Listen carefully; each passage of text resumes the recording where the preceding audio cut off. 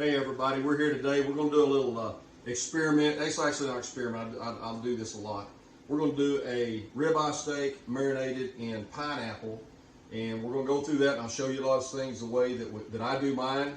And I'm going to use a little bit of the Elk Creek AP today, and I'm going to use some 1836, which is my two favorite rubs that I got on there. Then I got my little magic sauce that I'm going to put on the steak as we get ready to go. So what we're going to do is we're going to start breaking up the pineapples. We're going to put them in the blender, then we'll get that broke down. I'll show you what we're going to do on that end, and then we'll come back and do some more. And what I'm going to do is I'm going to show you what I want to do on the pineapple to get it ready for the marinade. And a lot of people, they just twist the tops off of them. I'm not big on twisting the top off. I'm going to come in here. I'm just going to slice down on it, put it over there, set it right here so we can do that. Now what we're going to do is we're going to put basically the whole pineapple in the blender so we blend it up and marinate the steaks. And what the pineapple is going to do is it has enzymes in it that's going to break down the meat so that when you cook it, it's going to be a whole lot more tender. So we're going to come in here and cut this up a little bit into chunks. We'll cut the core out of it, not big on the core. We'll feed that to the chickens. And we're going to cut this up in chunks, and we're going to put it in the blender. And then we're going to come back in and put them in the plastic bags so that it will marinate. And what we're going to do is we're going to leave it in plastic bags for about an hour. You know, people have told me different times that, you know, you can do them differently, but I found that 45 minutes to an hour actually gives you a better breakdown, and it doesn't hurt the meat. If you leave it for a long time, if you put that in there for 6-8 hours, it's going to break that meat down where it's going to be mush.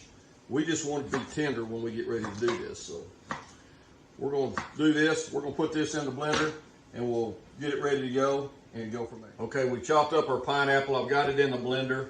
We're going to put it in here. What we're going to do is we're going to leave the skin on. It has a lot of nutrients in there. It's going to help break down that meat just a little bit more.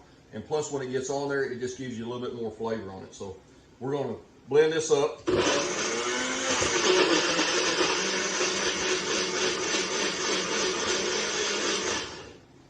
I've got a little bucket over here. I'm going to pour it in. That way, we can get it all in there and have it ready to go. So we'll just keep putting this pineapple in here and fill it up.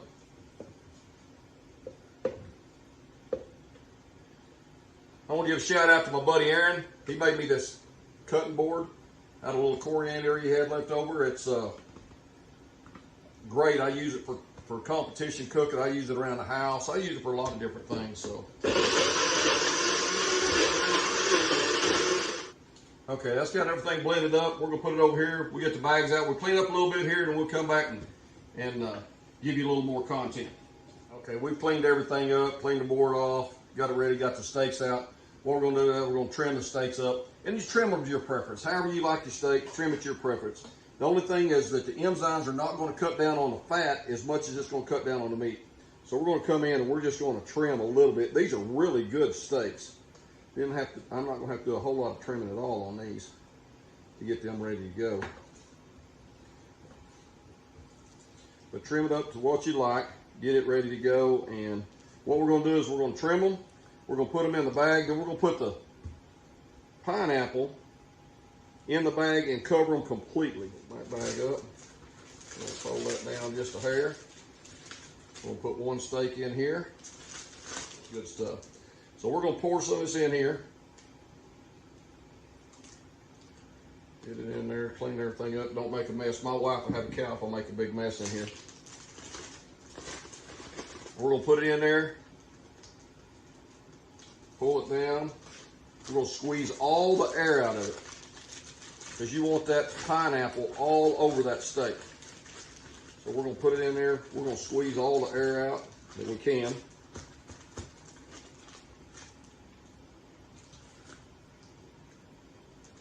And then what we're going to do is we're going to put this, I'm going to do this right now, and I'll do the other one off camera, but we're going to do this. We're going to put it in the refrigerator for about an hour to let it just do its magic on it. And as it comes through, when we get this, you see the color on this steak right here?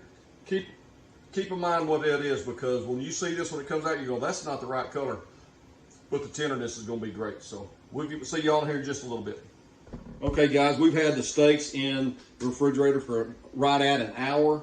We're gonna take them off, or take them out. We're not gonna take them off, we're gonna take them out. We're gonna rinse these off. And if y'all remember from a while ago, when we had these in the, before we put them in here, I mean, it has done a job. We're gonna turn this on, so we're gonna rinse off all of the pineapple. It's still gonna give a pineapple flavor. So, man, look at them steaks. Is that not just gorgeous? Okay guys, we have got the steaks washed off, put back over on the cutting board.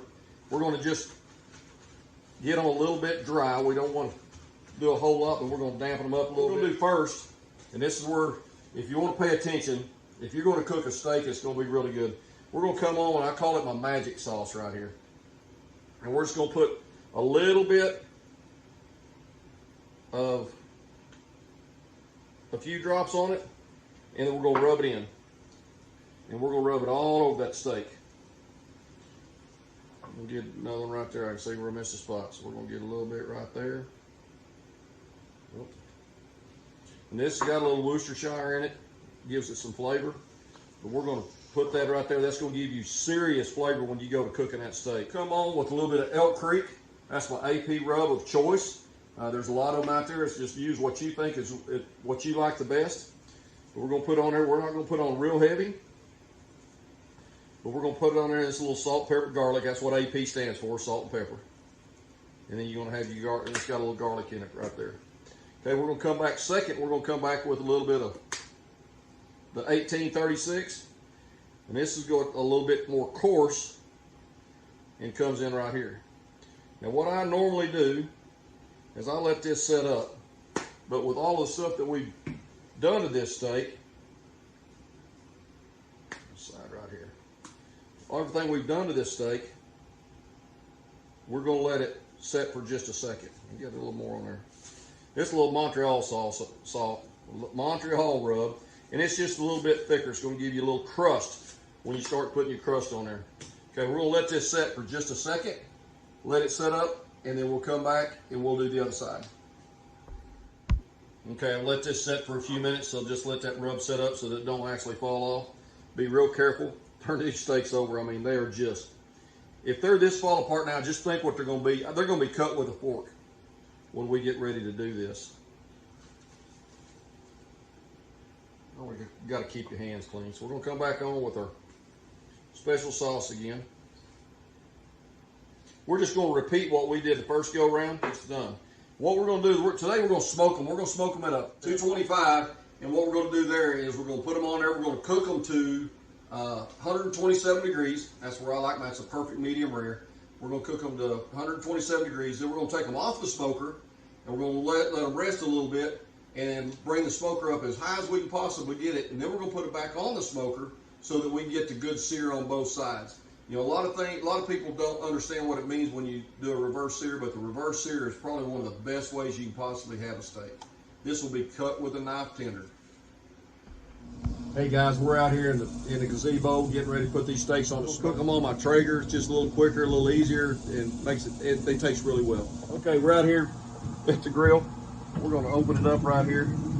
And these steaks are falling so much apart. I'm using a little Blackstone spatula that I can put them on with, but I don't have to do a whole lot. So set them up here. We're gonna set them on here where they're get plenty of smoke.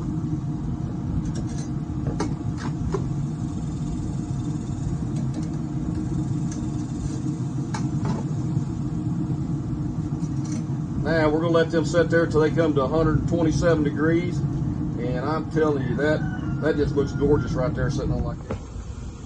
Okay, we've temped these steaks. They're right at 127, so we're gonna take them off. We're gonna take them off the grill right here. Look at that. Woo!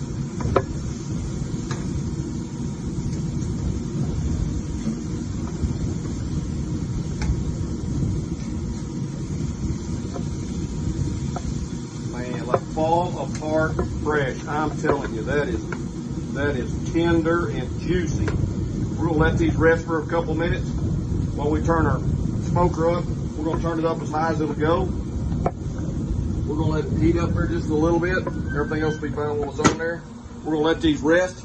Then we'll go back on. We're going to put them on for a minute on each side. They take off and we'll be ready to eat. Okay guys, we got the smoker up to temp. We're going to put them on there. We're going to put them on for about a minute apiece on one side. Then we're going to turn it over, put a minute on the other side. So put it right here. Golly, it's just falling apart. I don't know what. Oh, hear that sizzle?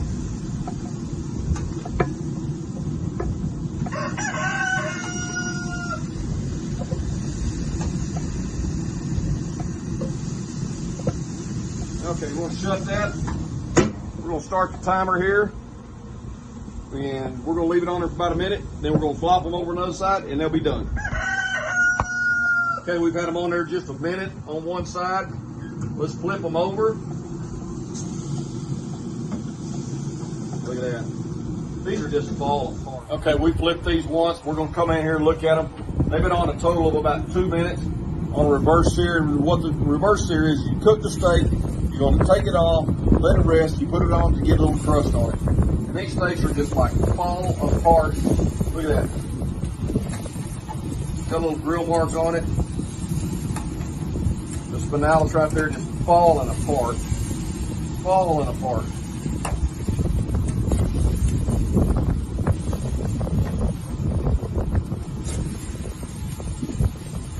We'll take these in the house, we'll plate them up a little bit. Okay guys, we've taken these off the smoker, brought them inside, we let them rest for a little while, and just looking at these steaks, if you remember what we looked at before, the crust on these are really good, and just looking at what we have right here, I think we've got a great piece of meat. Let's cut it up a little bit, and we'll see what we got.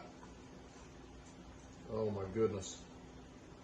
That is, I wouldn't even need this pocket knife, but I'm trying to keep them straight and even.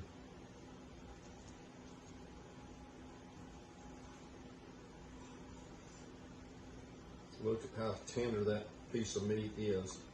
Let's get us a piece out of the middle. We're going to take this out. We're going to look at that. Look at that piece of meat right there. Look how juicy that is. How everything's set up. We're not even going to use the pocket knife. We're just going to reach down for fork. Cut that off there. Anytime you can get a piece of meat to cut like that, that is a great piece of meat.